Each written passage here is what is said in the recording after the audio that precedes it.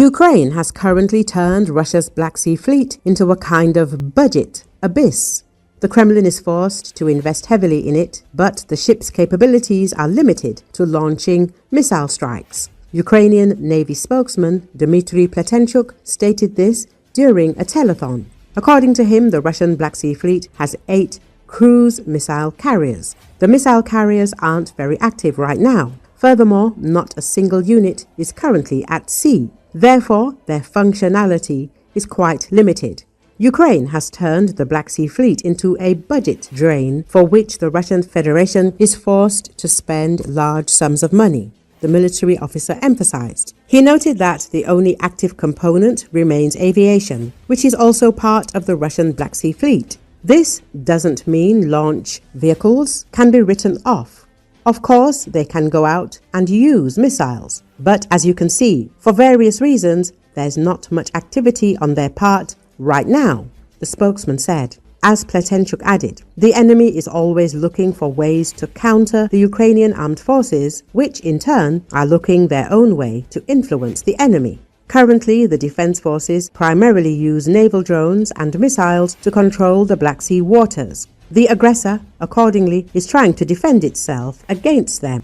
Among the threats currently facing us, aviation is the primary one. Besides aviation, we must understand that the enemy will try to somehow adopt our experience in naval warfare using naval drones.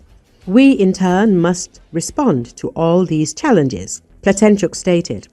As a reminder, Ukrainian Navy spokesman Dmitry Pletenchuk previously stated that the most effective countermeasure against Russian Black Sea Fleet ships, whose newest units are currently based in Novorossiysk, is killing the Archer, in other words, destroying them at their base. According to the military man, the occupiers are primarily using submarines for shelling, despite their limited service life and their more complex maintenance than surface ships. He noted that at some point, the Black Sea occupiers will face the consequences of this constant exploitation. But for now, the problem exists, and it can be solved in 2 ways. The first is to saturate the Ukrainian skies with our air defenses, and the second, as our partners say, is to kill an Archer, to destroy these units directly at their base. The Russians are well aware that such a danger exists. They periodically leave the naval harbor for training purposes and otherwise. Nevertheless, the so-called Black Sea Fleet still has 8 cruise missile carriers.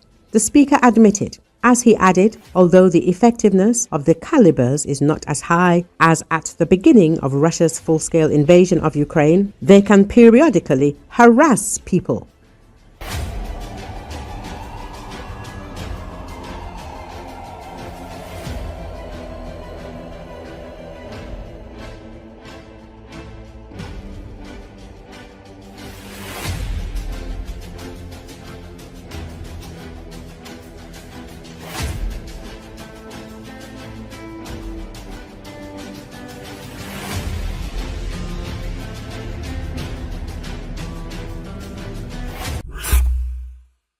The Russians on the front made an unsuccessful attempt to storm the Ukrainian defense forces of Volodymyrivka, during which they lost equipment and manpower.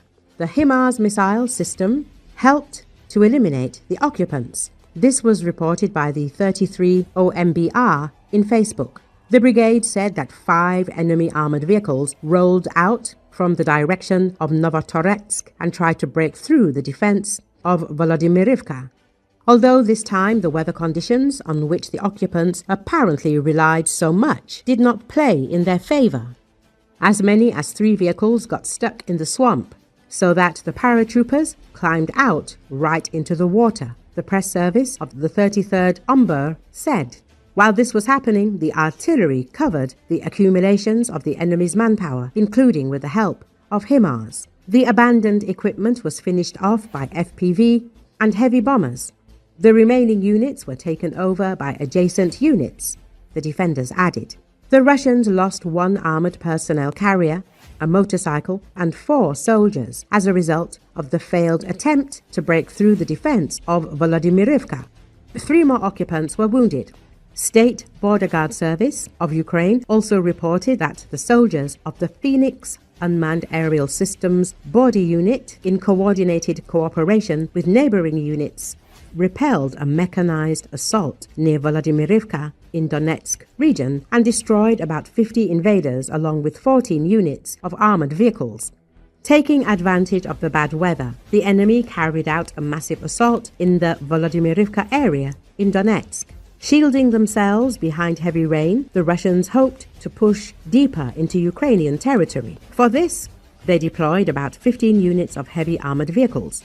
State Border Guard Service of Ukraine. During the battle, 14 units of heavy armored vehicles were destroyed, including at least one tank. Around 50 invaders who tried to flee the battlefield were also eliminated during the repulse of the assault. This is already the fourth mechanized assault by the enemy that the Phoenix unit has repelled in this area during October.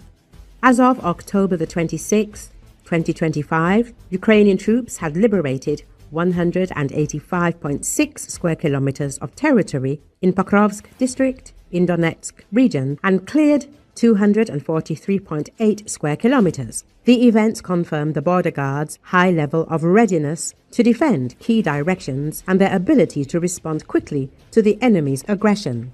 Recall, on the Oktyabrysky axis, Russian forces are expanding the use of both strike and reconnaissance assets. Drone attacks have been targeting Ukrainian positions north of Dorozhnoy, while pressure is mounting near Vladimirovka and northwest of Shakovo.